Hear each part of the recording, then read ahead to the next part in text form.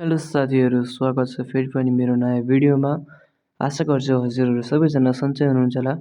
र म आजको भिडियोमा चाहिँ बाँकी भन्ने ठाउँमा छु, जुन चाहिँ पश्चिम साइडमा पर्दछ। मसँग हुनुहुन्छ इस्माइल दाइ, साथै मेरो पछाडि देख्दै हुनुहुन्छ पानी ट्याङ्की। हामी त्यसमाथि गएर आजको भ्यूहरू हेर्नेछौँ र नयाँ ठाउँमा कस्तो हुन्छ हेर्ने नै छौँ।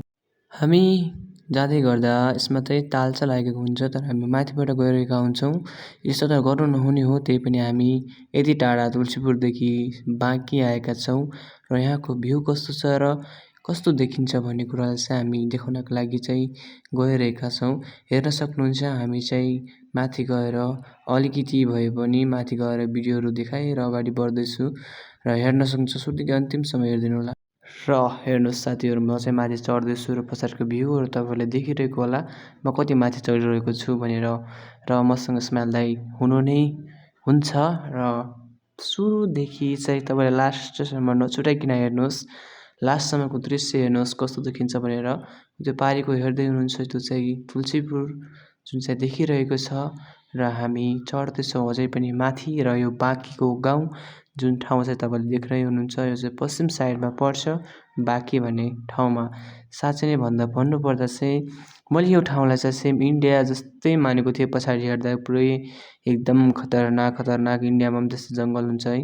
र हामीले टिकटकको लागि पनि भिडियो बनायौँ, जसरी चाहिँ आजकल ट्रेन्डिङमा चलिरहेको भिडियोहरू थियो, त्यो चाहिँ मैले बनाएँ। र हामी यसरी फर्किन्छौँ। हामी चाहिँ सबभन्दा माथि गएका थियौँ र यहाँबाट तल हेर्दाखेरि पनि एकदमै के भन्ने हो, एकदम रिङ्गटा लाग्ने जस्तो भइरहेको थियो।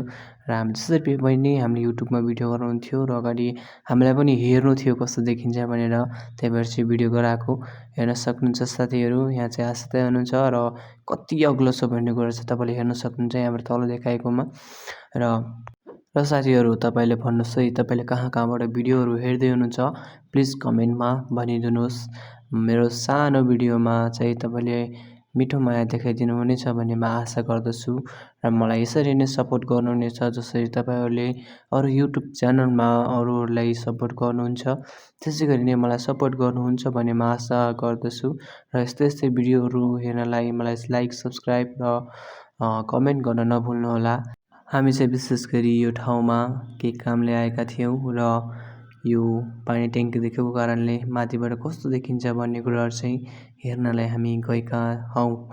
र म आशा गर्छु कि सबैजनालाई यो मन परेको होला। र यो नदी देख्दै हुनुहुन्छ, खोला, यो चाहिँ बबई खोला हो, जुन चाहिँ बाँकी भन्ने ठाउँमा छ।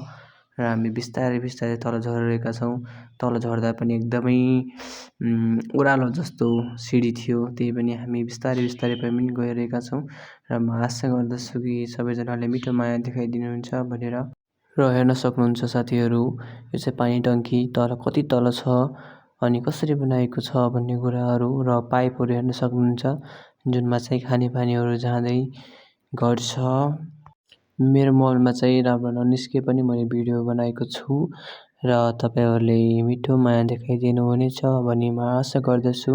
यस्तै भिडियो हेर्नको लागि मलाई लाइक अनि सब्सक्राइब गर्नुहोला र मलाई साथ र सपोर्ट गरिदिनु होला भन्ने म आशा गर्दछु। र यति भन्दै आजको भिडियो म अन्त्य गर्दछु। सबैलाई बाई बाई।